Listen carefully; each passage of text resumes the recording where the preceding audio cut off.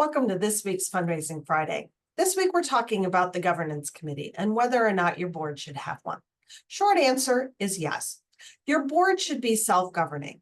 It should not be something that your executive director is running, although your executive director certainly needs to have a very strong hand in the board.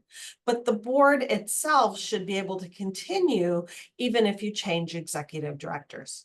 So what does the governance committee do? First of all, they should be responsible for recruiting board members.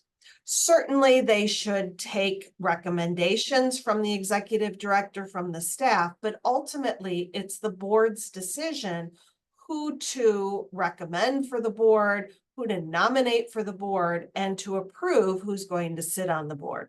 Should be a partnership with the executive director, but ultimately that's their responsibility.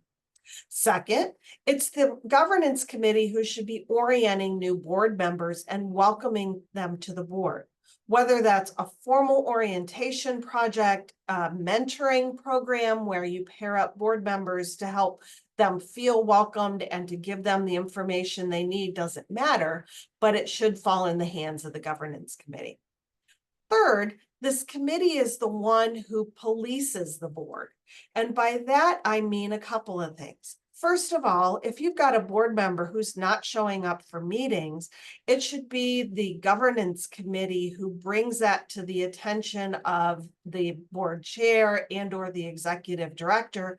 And often the chair of the governance committee is the one who reaches out to say, hey, you've not been at, X number of meetings and our bylaws say you need to be. What's going on? Do we need to put you in a different status? Likewise, it's the governance committee who moderates any kinds of conflicts between board members.